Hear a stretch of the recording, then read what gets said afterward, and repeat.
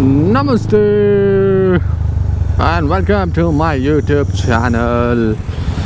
My name is Puneet Amin and today we are going to talk about the topic of the day. Pulsar 250 has been launched by Bajaj Moto. Yes. Yeah, that's the exciting news for today, and that's what we are gonna do. So I'm going to be a critic. So basically I'm gonna talk about my views and my thoughts on the Pulsar 250, both the variants, the naked and the faired variant. And I'm also going to be, like I said, a critic about it, because there are few things that I expected more. Right, because okay. So before I begin itself, why not enjoy the intro real quick? So let's begin.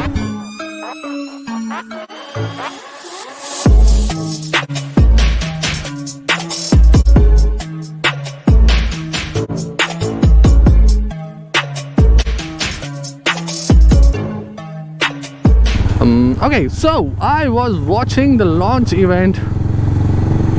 Not live, because I was in office at that time, in the metro while I was commuting back home, and now I'm back on my Pulsar 220, right? So that means the bike that has been launched, it's the successor for the Pulsar 220, right? That's the next jump. So ideally it's made for Pulsar maniacs, as they call it. And yeah, I do like that terminology, Pulsar maniacs, Pulsar mania. So fan of Pulsar, the brand Pulsar, right? Is it actually worth the jump? So that is the question that I'm gonna answer in this video. Obviously it is going to be my opinion. Opinions are subjective, and opinions will always differ. So whatever your opinions are, let me know in the comment box below. Will you be going for the Pulsar 250 or not? I'll at the end of the, so stick to the end of the video, I'll give you my opinion whether I'm going to jump to the Pulsar 250 or not. So while this video has to be uploaded ASAP, you know, views के लिए चाहिए ये video. So that is basically what I've done. I've written my notes the old school way on my hand, if you can see it. Yeah. So my notes are on my hand. I'm going to refer to it, the few points that I've noted down, on which I'm going to talk about, which are the crucial points, which actually matter to people, right? बाकी तो ठीक है, बाकी तो सारी चीज़ें internet में भी मिल जाती है. Coming back, so we were at the MD's speak. So he gave a good insight about the background of the Pulsar, what was their journey on the Pulsar, how do they want to enter the performance segment, the premium segment of two-wheelers in India, how they started that trend. Yes, of course, that's what Pulsar is known for, starting a performance and premium segment trend in the commuter dominated two-wheeler market of India, right? So yeah, that basically Pulsar was a game changer. So that's what he mentioned. And okay, you're supposed to give signal if you're making another right. So also about how the brand of Pulsar brought in a revolution in the Indian market, which is absolutely true. And how it encouraged the partnership with KTM, and now Bajaj is, as you know, is become a very good brand. It owns KTM and Husqvarna quite significantly. So time to fill the fuel.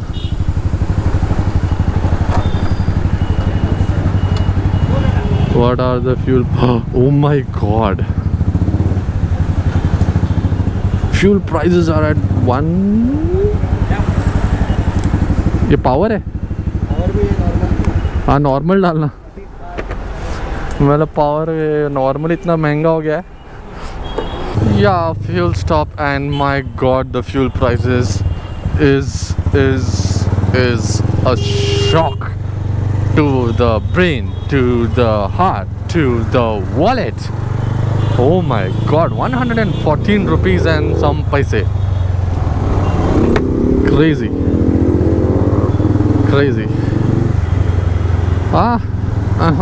That also brings to the point, how much is this 250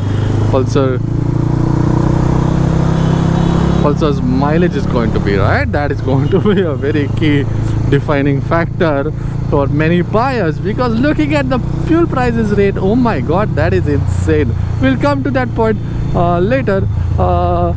Let's continue to what we are before I got the shock of my life for today. He mentioned a very key point, that Pulsar as a brand, my god, needed a long time update, right? Like he said, what he said was something that I really like. What they did was only change the cosmetic and add lipsticks to the existing model, like paint job, new paint scheme, and new look and new color change onto the dash, which was like the orange, now is blue, and even the key fobs which are backlit were earlier white, which mines are not working. Now of course it's 11-year-old motorcycle, so there is still one working here. See, white now are also blue. So yeah, apart from those changing, there was no change in the motorcycle, and they were starting to actually look pretty outdated. So that brings to the point, what is the Pulsar brand all about? Like I said, Pulsar brought a revolution, right? And it brought the revolution in a very significant way, like a first in class kind of a revolution it got. Yeah, so like you're looking at, mine is a second edition of the Pulsar 220. Before this one was the fuel injected, and then it got discontinued and they brought the carbureted. So mine is the carbureted version of the 220, right? So this motorcycle had the first in class, wait, let me just off-road and talk to you as well. First in class projector headlights, dual headlight setup, like upper and lower beam had their own set of headlights instead of integrated, like pilot lamps, like parking lamps, what do you call it, right? Those semi-digital speedometer, like half tachometer, half digital, crazy backlit key fobs, like insane, mind blown. Then auto cancelling side indicators, wow, LED tail lamp, what, nitrox suspension, oh my god, that is some game changer. So the first time I saw the new Avatar was in the year 2008 when I was doing my graduation. I was in the second year, and boy oh boy, I looked at the Pulsar 180. It blew my mind. It had split seats, oh my god. Again, first in segment, right? First in class. Split seats. What is this kind of a seat? How does this thing work? Was kind of a question that I had. I'm mind blown, and I had set my eyes on the Pulsar, obviously the fastest Indian, the 220. At that time, this motorcycle was called the fastest Indian. Now, of course, the crown is gone, but yeah, I owned this motorcycle for the significant time when it had the crown, right? It was the era of the Charisma R, again a beautiful motorcycle, a legendary motorcycle. And at that time, the another performance segment was from the Kawasaki, was the Ninja 250. Ooh, still a good motorcycle. Okay, I'm deviating from the topic. And when I bought the performance, there was a new entry in the performance, was the R15, the version 1. Beautiful motorcycle, but as per my height, it was too tiny, so I could not go for it.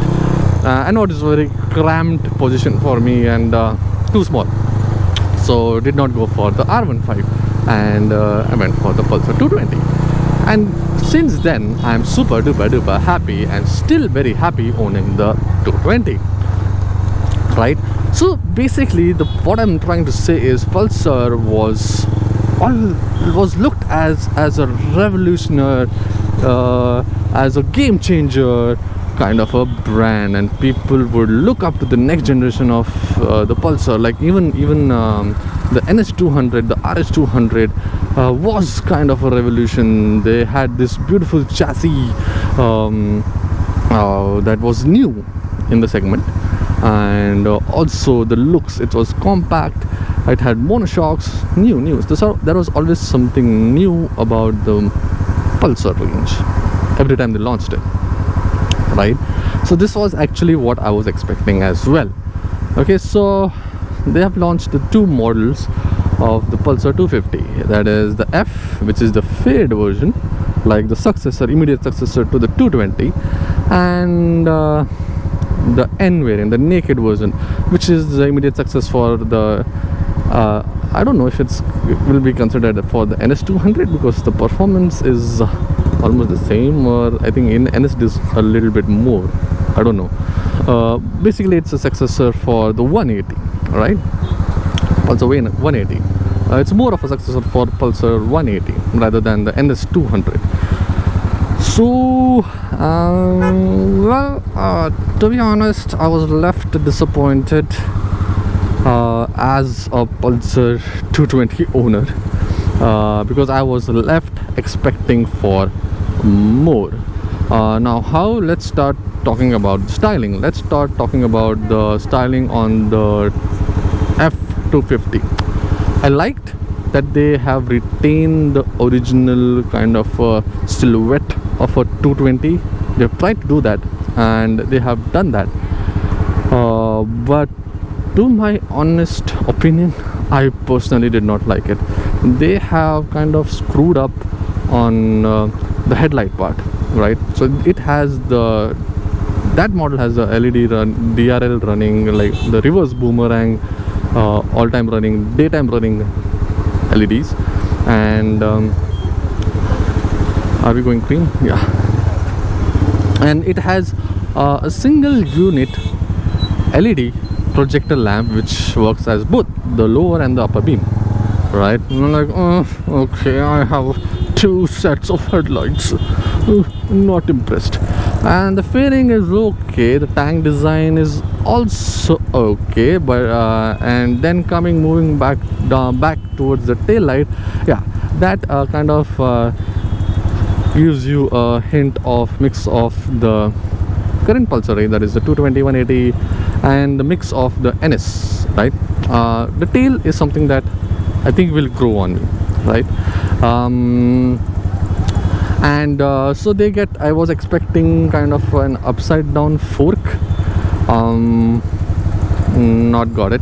Okay, before I go on the other more hardware details, let's talk about the styling of the N250. N250, for the naked version, it looks like a combination. It's like something mixed out of the MT15 and the FZ25, the current FZ25, right?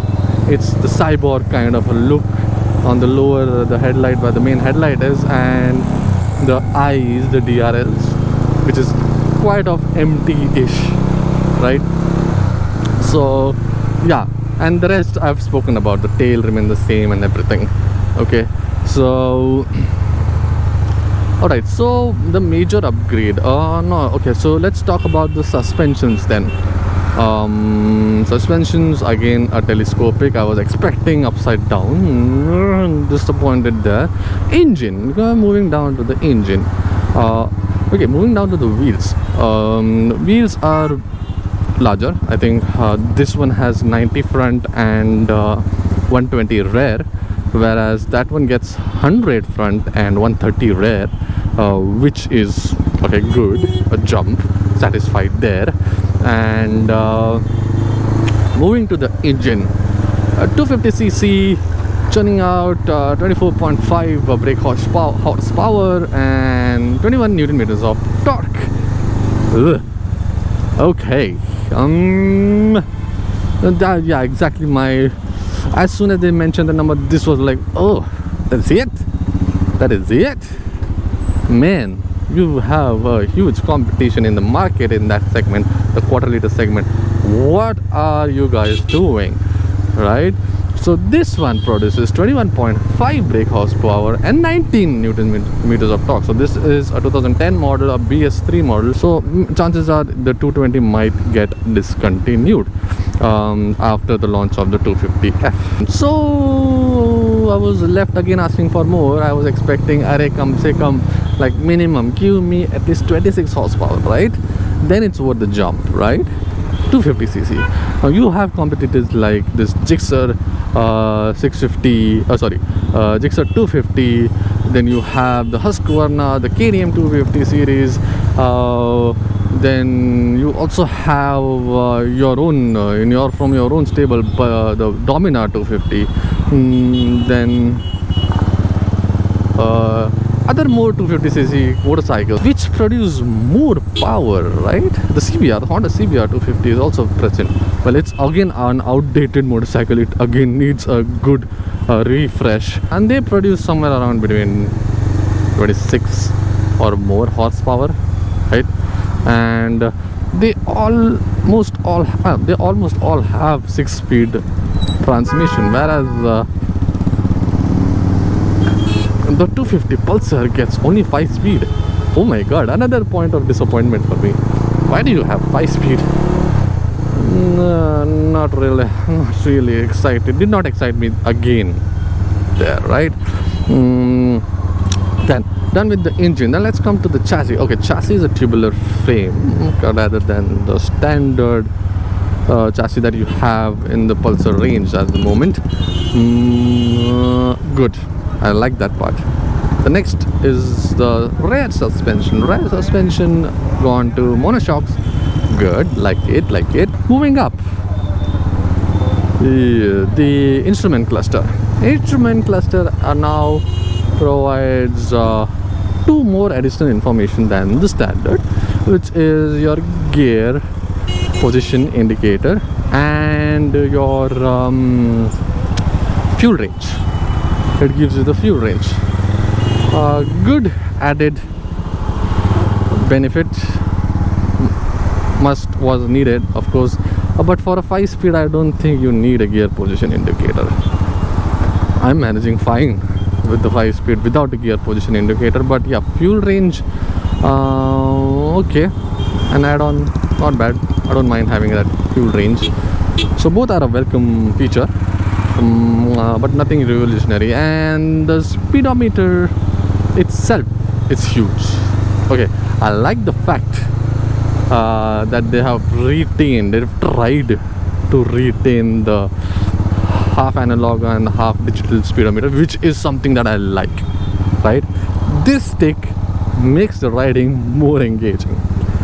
Let me know in the comment box or hit that like button. Let me know if you think that, yeah, it does do that part, right? So I like that fact, but the overall design, oh my god, it's not at all pretty. I did not find it pretty. No, this one looks much more better than the newer one. Yeah, that's my honest opinion, because it's huge, but it has a lot of blank spaces. Why do you have so many blank spaces? What are you gonna do with that blank spaces? Another thing I was expecting was, yeah, Bluetooth connectivity. Everyone is coming with the Bluetooth connectivity. What is wrong with you? Why are you guys not coming, have launched with a Bluetooth connectivity feature, right?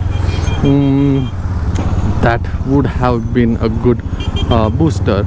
And they again have the standard LCD display, which is blue as what I remember, and I was expecting at least a TFT screen, so left me hungry again there. So I did not like the speedometer overall, right? I was again left asking for more.